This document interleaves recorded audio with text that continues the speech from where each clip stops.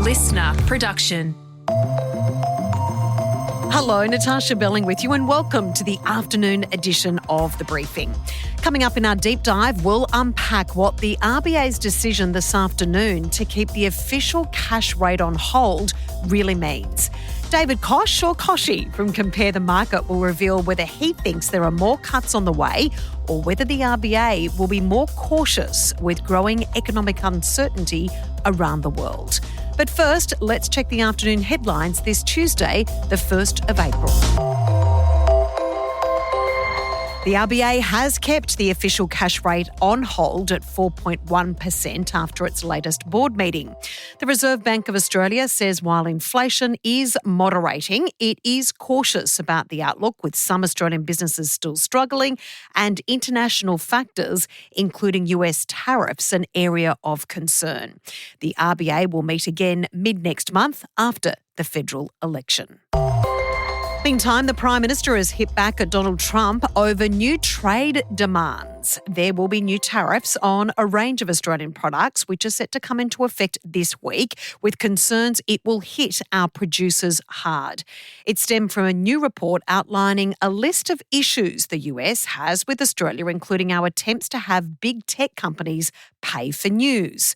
The Prime Minister says he will stand firm on a number of key issues against the US. Australia is not negotiating over the pharmaceutical benefit scheme.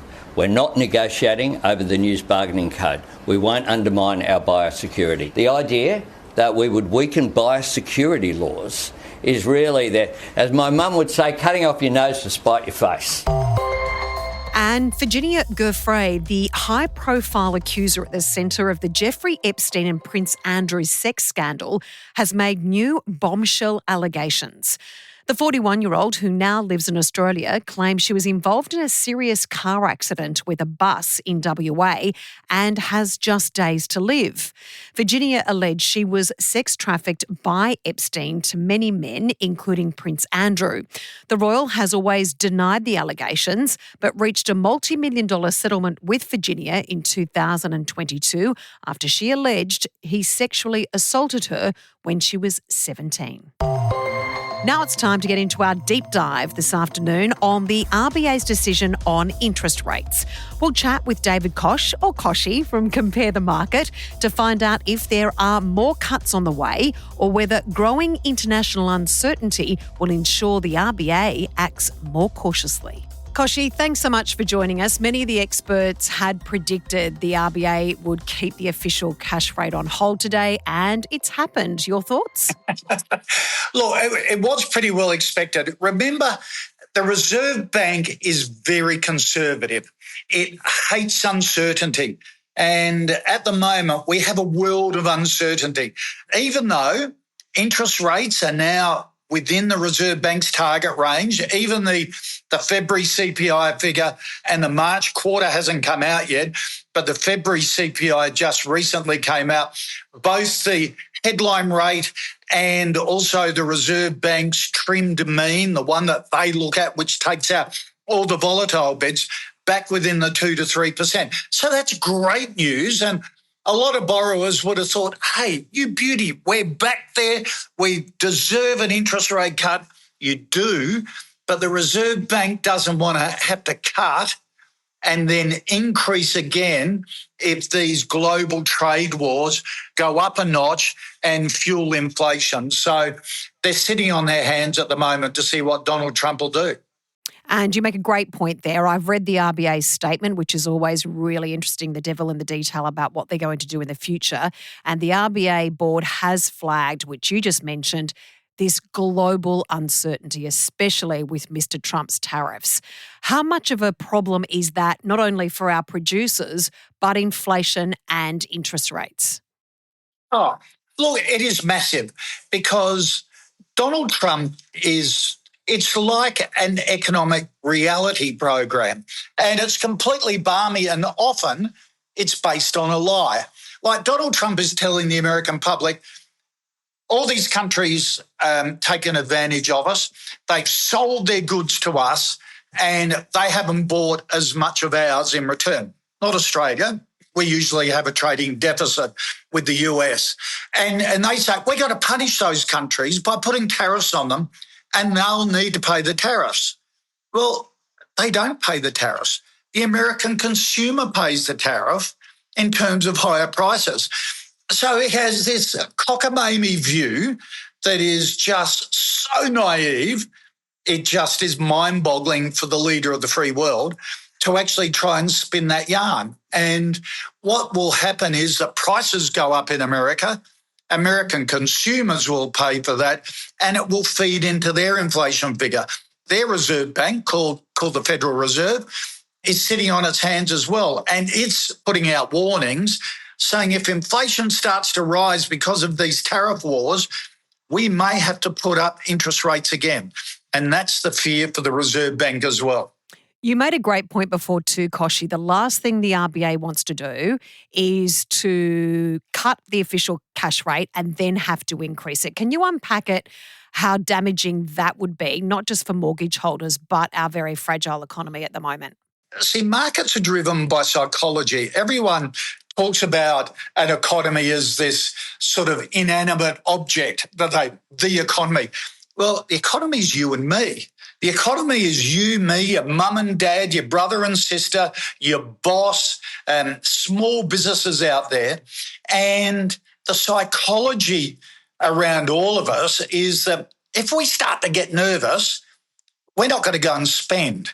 If we think our job is in jeopardy because of increasing tariffs, if we think we're going to go into economic recession, and in the United States, they're talking about potential of an economic recession over there, we quite rightly go, hey, I'm not going to put my household budget at risk. I'm not going to put my family at risk. I'm going to tighten the belt. I'm not going to spend. Well, then retailers are not getting the sales to employ staff. If they're not getting the sales, they'll cut staff, and it becomes a really vicious cycle, and you don't wish a recession on anybody. Like the human toll is terrible. You know, I've known when we go through a tough spot with our finances, it makes us grumpy. Our relationships under stress. It's a horrible feeling, financial stress. It can break up relationships, and that again compounds with people going into their shell. So that's why it's so serious and we can't take it lightly. And financial markets themselves hate uncertainty. Reserve banks hate uncertainty. That's why the share market and your superannuation fund return is going through a roller coaster at the moment, because every day the market reacts to what Donald Trump is saying. And that, again, feeds into the psychology. How can I cope with this? The world's best investor, a bloke called Warren Buffett, is called the Oracle of Omaha. He's 94 years of age or something, runs a company called Berkshire Hathaway in the United States, the biggest and the best investment company in the world. This guy has seen every economic and share market up and down. He's sitting on record amounts of cash at the moment. And that's because he's concerned about what's happening out there. So he's just the equivalent of sticking his money under the bed. For him, it's keeping it in the bank, just seeing how it's going to play out. So it's really uncertain times. And when you think last year was such a great year for everyone, markets were bouncing back, economies were bouncing back. Australians, yes, had a cost of living crisis, but gee, our houses were going up in value, our super was going up in value, we're asset rich, cash poor. We're one of only 9 economies in the world with a AAA credit rating.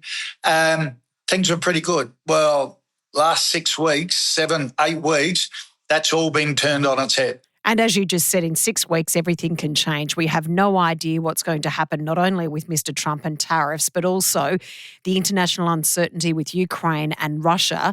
If you possibly can predict, Kochie, what may happen over the next 6 months or so, the multi-billion-dollar question. Natarsha. Okay. An old economist mate once said to me, Kochie, if you're going to forecast, you do it in one of 2 ways. You are either forecast regularly so you can keep changing your mind, or forecast so far into the future when people get there they forgot what you've said. So, look, my prediction for 2035 is that it's a no. I have a feeling it's going to be a really turbulent 6 months. And then my sensible side, and I'm a supreme optimist, is that Trump needs to disrupt politics in America at the moment. Trump needs to get that economy back on a level playing field. You know, we talk about our budget deficit and government debt in this country. In America, it's 10 times worse. Their interest bill on their government debt is $1 trillion a year. That's not their government debt. Our government debt is just under $1 billion. Their interest bill on their debt is $1 trillion. $36 trillion in government debt. Bigger economy, but not, that multiple of size. And they run massive budget deficits. So he's got to cut government. He's got to cut spending. He's got to increase revenue coming in to try and get that budget back in balance or close to balance, because it can't go on forever like this. So it needs somebody who's, as I said, a disruptor. But I think we can only cope with that for about 6 months. He's got to make all the big decisions now and try and make big gains. And then hopefully the world will start to see that the American economy is starting to get back into balance and it can ease back again. But as I say, I'm the ultimate optimist. The ultimate pessimist would say some of the rhetoric coming out of Washington at the moment reminds them of the 30s. Now, that would be terrible for us. And I can't even contemplate the world would ever let that happen again. And certainly the Europeans won't. And that's why the Europeans are standing up to him more than anyone else, because they remember the 30s and they remember where that led and what fascism is all about. And when you have the leader of the free world ignoring the judiciary, the leader of the free world sort of ignoring Parliament, that is bordering on modern-day fascism, and that's frightening to think about with an economy in a country that size. So considering what's going on in the world right now, one may argue the RBA has made the right decision for us. Would you agree, Kochie? Oh, absolutely the right decision. And let me tell you, you would not want to be in any other country in the world except here as the world goes through this.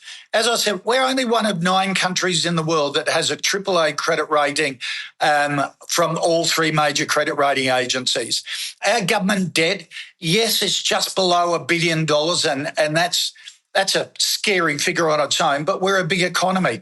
If you relate it to your mortgage on your house, that's a mortgage of about 34% of the value of your house. In Japan, their government debt is 250% the size of their economy or the value of their house.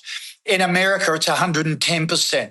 In Germany, it's over 100%. In the UK, it's 150%. We're in pretty good shape to ride this out, and that's something to be really grateful for. I love your optimism. Thanks so much for joining us, Kochie. Much appreciated. Natasha, good to catch up as always. Thanks for having me. That was David Koch, Compare the Markets Economic Director. And that's it for this episode of the afternoon edition of The Briefing. We'd love you to subscribe or follow us so you don't miss our episodes or deep dive of the day. You can also follow us on our socials at Instagram at The Briefing Podcast and on TikTok and YouTube. Just search Listener Newsroom, that's spelled LISTNR. And we'll be back in your feed tomorrow morning at 6 a.m. I'm Natarsha Belling. Thanks for your company. See you tomorrow.